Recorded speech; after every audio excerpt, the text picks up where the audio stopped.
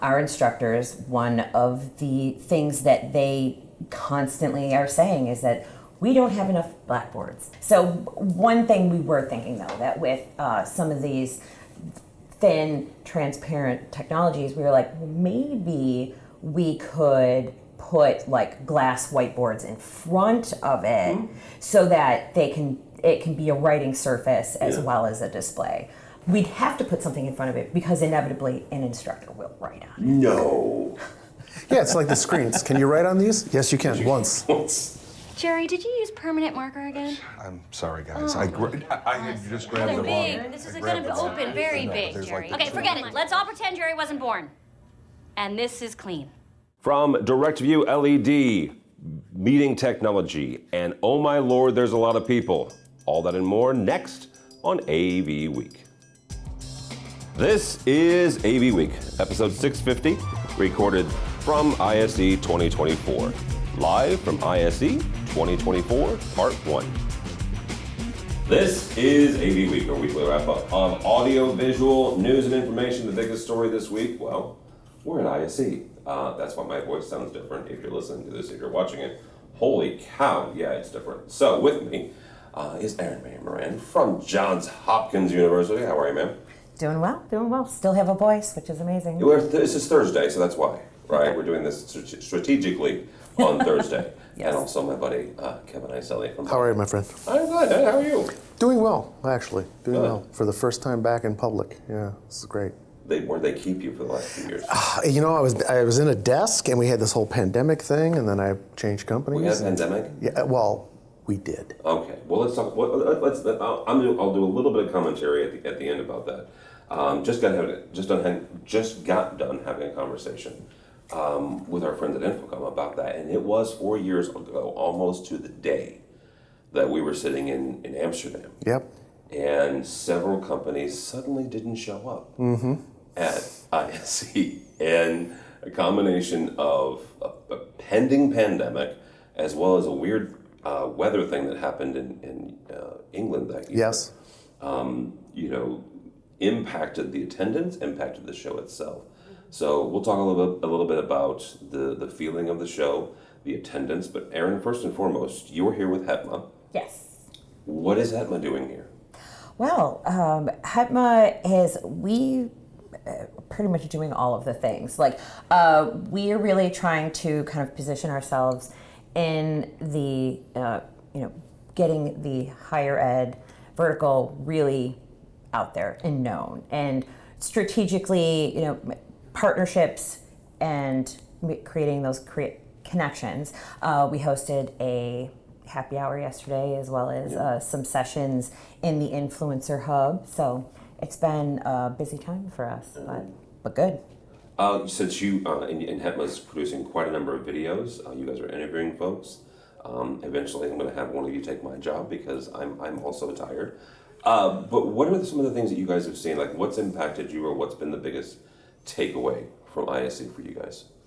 For us, it's been a lot of trying to find those products that are solving problems. Not just things that are like, ooh, it's pretty, it's flashy, it looks really neat, but it's like specific products that are solving pain points for us. And have you found any? Found a couple. So Okay. it's been good. There are definitely going to be some POs written once I return home, I have a feeling. Because, there are a couple items that I'm like, I need that. And you and I talked about this beforehand. Without naming products, can you tell me some problems that you've been able to solve this week? Yeah. Some is audio. Getting quality audio for recordings, especially in those situations where there are audience members in a space that might not traditionally be a space where we would do a streaming event or something like that. So you got to get a little creative because you don't have maybe ceiling mic in and stuff. So that sort of solution. And also kind of quick event setups. Like pop-up events? Yeah. Okay. So we can be like, okay, we want this in the middle of a hallway. And we're like, yeah, all right. Flash mobs. Yeah. Sorry, that was like so So in 2011. 90s, yeah. In 90s, it was at least 2000. We watched clearly different TV shows. We did. Yes. Mr. Iselli, is obviously, being from Biamp, you have pretty much spent your week in one specific hall. Yes. But you also did a number of sessions as well, so you at least had to walk by some other booths. I did, yeah. What have you seen this year? I've noticed a kind of interesting trend. A lot of the keywords now are immersive, right? Being involved in the space, being part of the space, being completely a part of the whole process, which is kind of interesting because I was thinking kind of the weird correlation is we seem to have been going down that road of AR, VR, and now it's like, how do we make the biggest set of VR goggles we ever can? Projectors, screens, but like let's turn that whole environment into something that we enter as opposed to put it on. So it's been really fascinating to see the display technology that they're putting out there, what they're doing with it, the whole curving, the transparent LED. Yeah, those are some pretty impressive things. I spent a few days at CES this year and went around with Patrick Norton, who's on the AVNation and CTI team, and he made an interesting observation that at CES there was transparent displays, right? And the LG had one, TCL had one, Samsung, and the press and the folks attending were like, "Oh my gosh, they have transparent displays. They have direct view LED. They have this is fantastic." And Patrick, who has traditionally been in the consumer space, right, most of his career, he looks and he's like, commercial's been doing this for a minute. He goes, it's fascinating that whereas probably 5 years ago even, the consumer electronics arm of technology was driving innovation, right? Yeah. Now, and it's a pendulum, right? You and I have been doing this for a minute, Kevin. Yeah, you live long enough, you see both sides. Yeah, and that pendulum is swinging back, right? It's interesting though, and Erin, I'm going to pick on you for a second. Whereas 3 or 4 years ago, people were clamoring to announce the death of the projector, right? Projectors are dead, screens are obsolete, or projection screens are obsolete. We've got direct view LED, we've got TVs and displays that are 100 inches diagonal. You don't need projectors. Do you still need projectors in education? Still need projectors in education because of the thing called a blackboard. Okay. And our instructors, one of the things that they constantly are saying is that we don't have enough blackboards and we want more chalk in the classroom, which I absolutely cannot stand. Chalk dust is the enemy of technology, but we have to, a lot of our spaces, we still have to take into account, we can't take up wall space. Okay. So can't hang a display if you got to have a chalkboard there. So one thing we were thinking though, that with some of these thin, transparent technologies, we were like, maybe we could put like glass whiteboards in front of it so that it can be a writing surface as well as a display. But we were like, and a lot of those look amazing and stuff, and we're like, we'd have to put something in front of it because inevitably an instructor will write on it. No. Yeah, it's like the screens. Can you write on these? Yes, you can. Once. Well, it's I've told this story before about the instructors who would bring in their own markers because they didn't because the college I worked for, we transitioned from blackboards to dry erase, and they would bring in their own markers because inevitably theirs would run out of ink, and they would bring in Sharpies.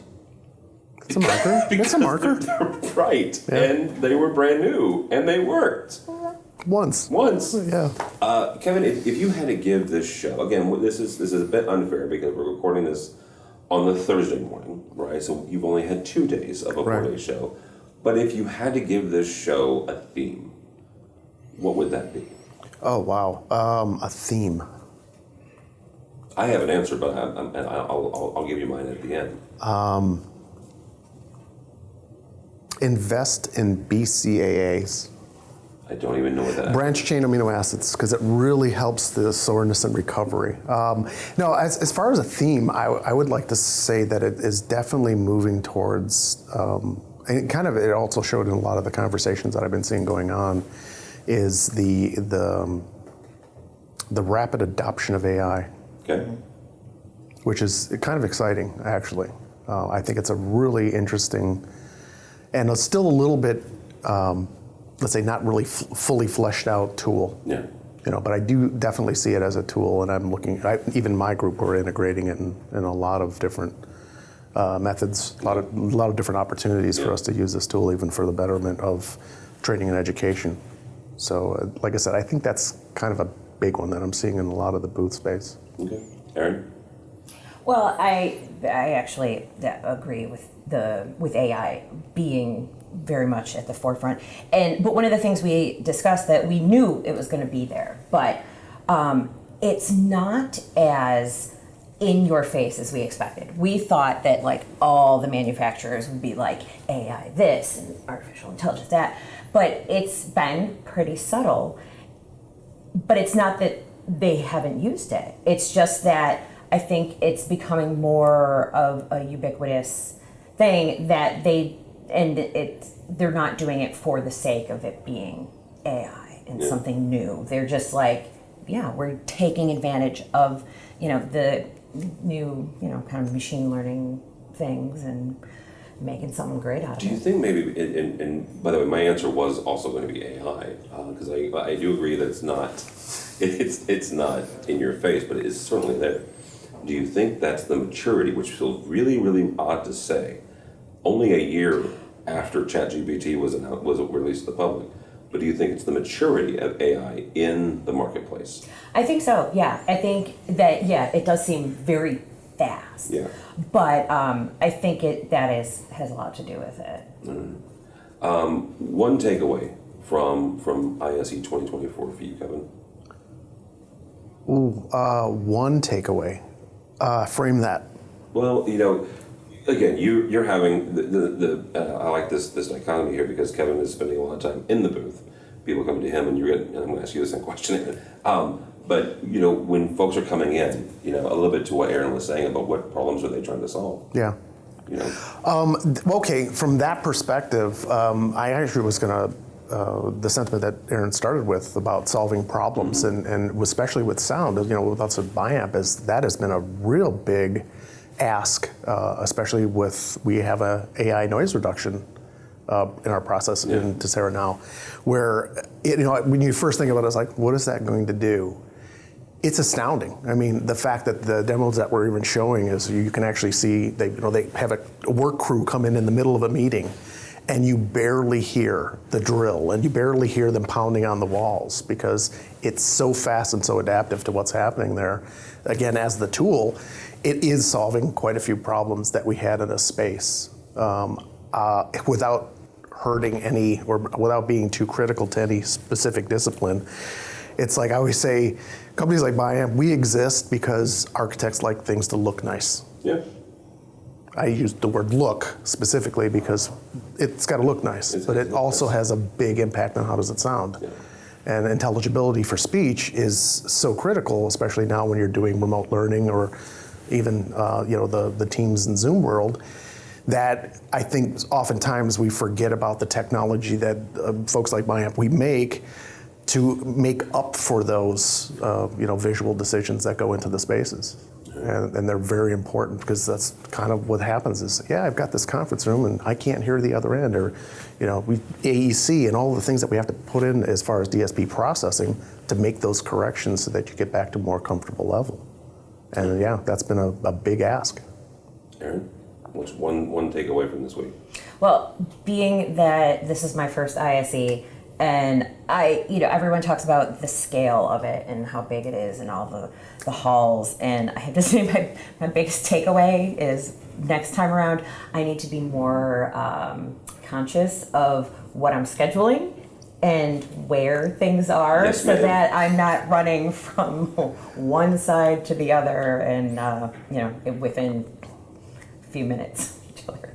So scheduling. Yeah, scheduling is a huge, and I say that somewhat jokingly, but also very seriously. Our crew, who we've got a great local crew that runs around with us, and even yesterday we were in one hall for the first half of the day, and getting from one booth to another in the same hall was difficult. Now, if you're ISE, that's a great problem to have, right? Don't misunderstand what I'm saying. It's a great problem having. I'm very happy for them because, again, 4 years ago we entered into this whole pandemic thing. It's very wonderful to see. I'm not saying it coming back, but because we don't have numbers yet. But it felt very much on Wednesday that this show has the opportunity to hit a very special, very specific number, which 2019 was their record year. I want to say it was 82 or 83,000 at the Rye. So again, great for ISE, really good for the vendors because I don't know, every booth we went to yesterday was packed, Yeah. right? And folks were excited to be back together. And yes, this is the third time around for ISE in Barcelona, but it feels very much like, okay, the first two times were a little bit of a, not trial run, but oh, you're really doing this. Oh, you're serious now. We're doing trade shows again. Oh, yeah, okay. And coming back in full force. Yeah, and to support that, I think the fact that there's, over 1,400 vendors here? Yes, which is also a record. And think about the square footage it takes to do that. And as you just said, 83,000 square meters. 83,000 square meters, and like you said, it seemed there was people packed everywhere. Yeah. So to take it from no one's going anywhere to I can't move because there's so many people is astounding. It's great. It's pretty great. All right. Erin, if this is your first time, Yeah. if you were to talk to someone in 6 months' time and they're like, oh, you know what, I'm considering going to ISE in 25, why should they come? Well, I would say that this is a unique opportunity. Like, it is a way to see things that you probably wouldn't ordinarily see, even at like InfoComm, where a lot of the same companies are have booths and stuff, but there is very much just a different vibe here, and I'm liking it. All right. Mr. Iselli? Ferris Bueller. Explain that, please. It's we've spent all this time during the pandemic and lockdown and everything of being behind the screen, and it's really interesting because even from the workforce you'll see that people really love that remote work, but then you see the social media aspect and everybody's like, oh, it's so good to see people, and yeah, and it's even better when you're now in an environment like this, seeing the things that you're actually trying to use for solving problems and getting that firsthand experience and exposure to them. So life moves pretty quick. If you don't stop and smell the roses, you might miss it. Right. Yeah. Erin, how do people connect with you or HETMA? Yes, you can find HETMA at hetma.org. We also, from that page, you can join our community. And we have not only higher ed members, but we also do have corporate sponsors, companies, friends, whatnot. Everybody can be part of the movement. You can also find me on the social media platform formerly known as Twitter at Smearin_off_ice on LinkedIn, and you can find me each month on AVNation's EdTech podcast. That is true. Excellent. Mr. Iselli, you or Biamp? Biamp.com, or you can reach out to me directly. First name, last name. For me, for Tim Albright, don't follow me on any of the socials because I'm not very interesting, but go by the website, avnation.tv. That's avnation.tv, where you will find the aforementioned EdTech, State of Control, and a whole lot of other podcasts. All that and more at avnation.tv. It's avnation.tv.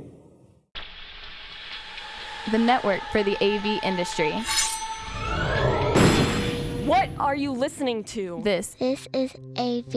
This is AVNation. This is AV Nation.